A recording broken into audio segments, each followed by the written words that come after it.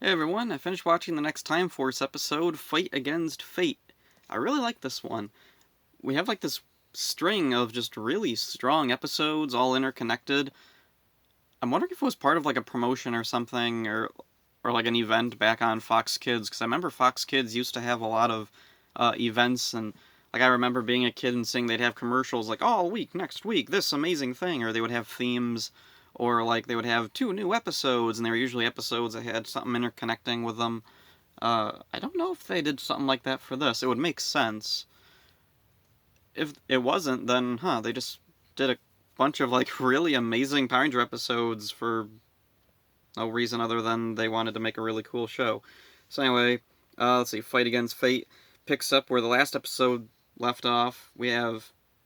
Oop, my notes are glitching up for some reason. Okay, anyway, let's see, Alex is back to life, or he never died. It's a thing that's debated now, even though back then it was pretty much it was universally accepted that he just didn't actually get killed when he got attacked by Ransik. Now there's that Sins of the Future comic, which came up with this whole other thing where the reason why Alex acts the way he does here is because of the Rangers going back in time and doing something to alter history. Okay. I kind of liked it better when it was just he's a jerk because like Jen didn't see it. Like the right circumstances just weren't there for him to present that side of himself, and I think that's an interesting idea. Anyway, um, he's acting weird. Jen doesn't quite know what to think. The other Rangers don't know what to think about this. They think he's acting weird. He takes them all back to his time ship, and then Alex tells the Rangers that history is changing, but he won't tell them how. I don't know why it matters whether or not they know, since they're displaced in time like he is, whatever. Anyway, the others, he wants to replace Wes as Red Ranger, which I mean makes sense. I mean, he was the first Red Ranger. Wes is just, the replacement for a while. So Wes gives him back the Morpher, and before that, Alex tells Wes that his father will die tomorrow, and Wes is like, "What? That I saw him this morning. He's fine." And then I remember, oh yeah, because Wes doesn't know what's going on with his father. He doesn't know that he was wounded, that he was attacked by Ransik. And it's an interesting thing, because I'm thinking, in the history that Alex knows, why does his father die tomorrow? Because, like Wes says, he was fine this morning. There was no, like, major health issues or anything with him. So how's he die? I don't know. Freak accident? Although I like to think it's a clue to that Alex is wrong about the history being set the way he thinks he knows it. That it's a clue that things are going to change, because there's no reason why Wes's father would die unless this specific event happened because the Rangers are here. Or, well, because Ransik is here specifically, whatever. Um, Actually, yeah, the Rangers are the reason why he gets the whatever. Boy, this is a big rabbit hole anyway. Um, the other Rangers aren't happy with Alex taking Wes's place, but Wes decides to just go along with it. He gives him the Morpher, then he goes to see his father. Oh, and Alex also tells Wes that he's going to take his father's place at Biolab, and there's some indication that this is going to happen. Let's see. Da-da-da-da.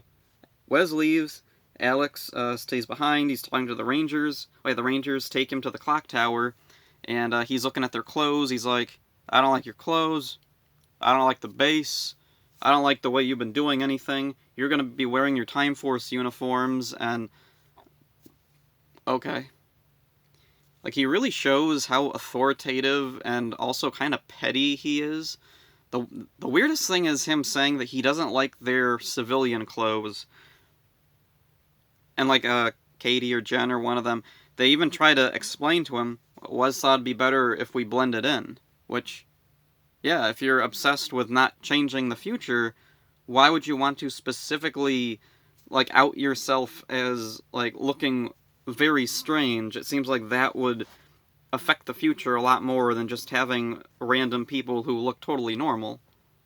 It's a weird thing. Don't... Yeah, like, I just think it's more of, like, it's Alex's true personality being shown. And before this, it's really interesting. Before this moment, Alex was seen as, like, a noble mentor to Jen and the other Rangers. He was the one who taught Jen, who was, like, a mentor to her and an inspiration. He was the one who kept her in Time Force. It inspired her to be the best. The other Rangers looked up to him. He was the guy who gave his life trying to stop Ransik. Or at least that's what they thought. But now it's all completely turned on its head, and, like, he's just the biggest a-hole the series has ever had. And it's so bizarre, because he's not even a villain at all. Like, he hasn't done any villainous things. He does, like, petty things. But, yeah, this is... Like, as a kid, this was quite weird to find out the mystery guy who was sending back the Shadow Winger turned out to be that guy who had apparently died at the beginning. Now he's back to life, but he's not a very nice guy at all. And you kind of wonder, why was he helping them by sending the Shadow Winger back? Why did he keep his identity secret? I don't know. Whatever. Let's see. Going through my notes here. Oh yeah. He tells the Rangers that... Let's see. Oh yeah, there's a mysterious glowing thing that crashes. Alex knows what it is, but when the Rangers ask him what it is, he doesn't tell them. He just says, "You'll find out," or something. Which is another clue that, like, he has no reason to keep all this stuff secret from the other Rangers. Oh, and while I was watching this, I thought of, like, the weirdest comparison. Alex reminds me of General, or Admiral, whatever, Holdo from, was it Last Jedi? Like, man, she ticked me off so much. Like, everything that happens that's bad to the supposed good guys of that movie is because of her not telling people information they need to know, and it completely kills the trust anyone has in her. Like, it doesn't matter if she had the best intentions. Like, she caused the problems herself, and then she ended up having to, like, die herself. And it's so weird, because I remember that movie sets... Oh, geez, I'm talking about Last Jedi. If anybody watches this, the comments are going to be filled with people arguing with me about freaking Holdo. Anyway. She causes, like, her own, like, unfortunate demise because... Oh, a bunch of crap fell over. This stuff doesn't like me talking about Last Jedi, I guess. Anyway, Alex kind of reminds me of her because it's a similar thing. Actually, it's a very similar thing to her. Like, both of them, like, every word they speak just feels so unlikable.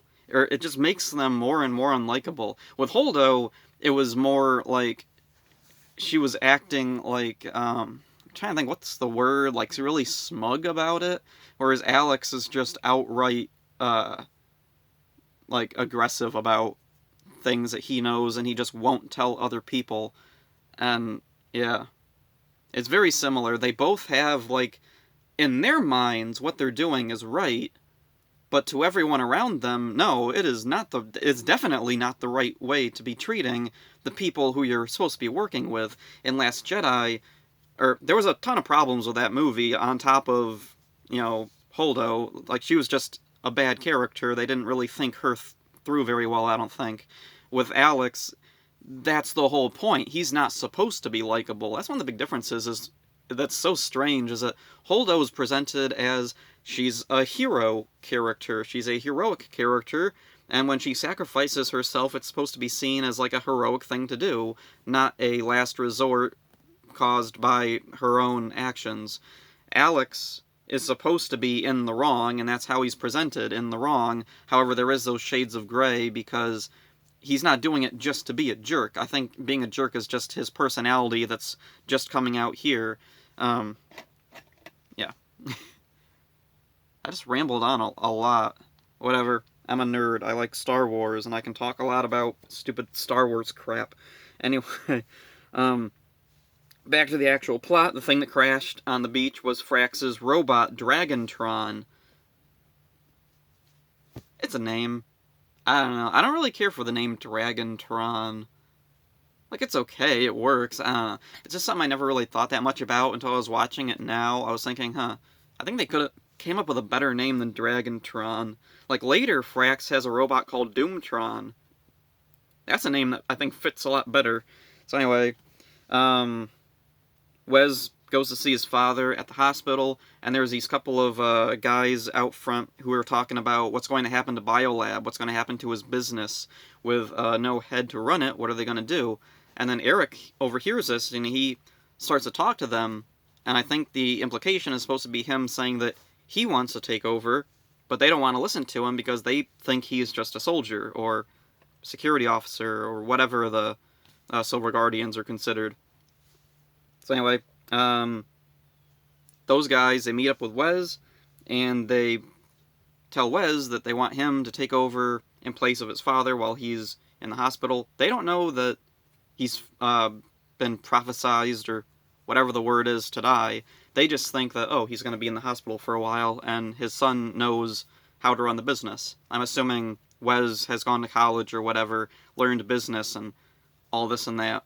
Because at the beginning of the series, Wes isn't seen as like his father kind of looks at Wes as, okay, yep, he's a responsible man, and I know exactly what's going through his mind. Even though he doesn't, whatever. Anyway, Wes is at a biolab meeting with a bunch of guys talking about what they're going to do in Mr. Collins' absence. And then Eric leaves to go help the Rangers. Wes is about to leave, but then this like big folder of stuff is plopped in front of him, and it's like, oh, crap, I gotta do this, because this is my current responsibility. I don't even have my morpher now. Alex is the Red Ranger. They can take care of themselves. But you can see in Wes, he's so conflicted about this. And there's another thing that was interesting, another thing I want to compare this to. I was thinking, if they were to do this exact same plot now, all this stuff with Wes at Biolab would definitely be played for comedy. Huh. Like, I just know it would be. He'd be at the meeting, and it'd be, like, really boring and pointless, and they would put emphasis on the characters, like, discussing things that are just completely inane and, like, pedantic. And then, like, there's something happening outside, like a monster comes by, he's like, oh, I should probably go, and then they drop the stuff in front of him, but they make it, like, a comically enormous pile of papers that he has to sign or something. Yeah, I don't know. I just have a grudge against the new series, I guess. Whatever. Anyway, yeah, Eric gets the Q-Rex, he goes to help the Rangers, and the Rangers are in the Megazord fighting Dragontron, and they can't scratch him a bit or anything. And then there's a really tense moment, and Jen asks Wes what he would do. And the others all stop, and Alex just goes, stay focused. And then, let's see. They finally manage to damage Dragontron, but then immediately Frax retreats, and then the Rangers are back at the clock tower. I kind of wonder why they didn't just pursue him. I don't know, maybe they figured they were not strong enough, even if they did manage to finally get, like, a little bit of a win. Anyway, they're back at the clock tower. Alex is yelling at the Rangers, and it reminds me exactly of, oh, another comparison. It reminds me of when I worked at this crappy little restaurant, and the bosses acted like this was, like, some amazing place for some reason. And there was quite a few nights where they would, like, just bring everybody who was there, working there, and start yelling at them about whatever. Like, it was the stupidest bullcrap. Like, they complained about someone refilled the salad bowls too much, and now all that has to be thrown away. Like, they throw tons of food away every night. It's a restaurant. They waste tons and tons of food. I don't see why this was, like, the one magic thing that had to be, like, kept from being thrown away. It was really weird. Anyway, that's what Alex reminds me of. So, I have a knee-jerk reaction of hating him now. Because he reminds me of those crappy old bosses. Anyway, he's yelling at the Rangers, and the Rangers talk back to him. Katie tells him, that's in the next episode. Alex storms away, the others are left there, and there's a part where Lucas mutters to Jen, what did you ever see in that guy? And it's kind of a valid question. What did Jen see in him? And I'm guessing it was because in the future, like, everything was ideal. Alex had no reason to reveal this side of himself. Like, it just never came up. Or Jen was so taken with him that she just would look past any potential indicators that he was someone who would act like this. And then back with Wes, we see him go back to his father in the hospital, and we get it to be continued, which was kind of nostalgic, because when was the last time we had it to be continued in Power Rangers? Like, I can't remember any time, like, lately in Time Force where they've had it to be continued. I think it was, like, either, like, way at the beginning, like, in oh, wait, no, Movie Madness. They had it. Okay. Well, it's just a rare thing to see. Especially now in Power Rangers, they don't even have the to be continueds, even if they do have a two-parter. So anyway, this is a great episode, and like I said, I love the twist that Alex is not the noble mentor that he was presented as earlier in the series, that he's actually just kind of a petty, authoritative jerk, who does have, like, his heart in the right place, kind of. Like, he thinks what he's doing is right. He thinks his way is the best and only way to accomplish what they need to accomplish. I love that Jen doesn't really know what to think about this. We see confusion and conflict in her, and it's a parallel with Wes feeling conflict about where do my responsibilities lie. Should I go back to the Rangers? Should I remain as, like, in my father's place? Which I don't want to, and I don't think is what I'm supposed to do. And that's really interesting. I love that. The conflict for Wes is actually pretty grounded for Power Rangers. It's a pretty realistic one. Like, usually, in the past, when the Rangers have had problems, like, some of them are more realistic than others, but for the most part, they seem to be kind of like sitcom plots, or like a character, like I'm thinking back to Mighty Morphin, because that one probably did it the most. Let's see, Billy got a B. Oh no, I got a B. And so then he's talking it over with Aisha, he reads the book, and he's like, oh, that's the question I got wrong, and there, conflict solved. Or things like that. That's a really simple one. I know there's more. Whatever. Anyway, back to this thing. Like, for all the people who say that, like, the weird moral messages thing was back in Mighty Morphin, I can't really think of too many where, like, it was, like, made really obvious. Whatever. Anyway, back to this thing. Oh yeah, Frax's robot Dragantron. It's okay. Again, it's hard for me to care about it because it's just a big robot. There's no personality to it. The design is cool, but not like the coolest thing ever. I don't really know what else to say about that. It does remind me of when Goldar piloted Cyclopsis. It's always cool when the bad guys have their own, like, big Zord, like Zed had Serpentera, or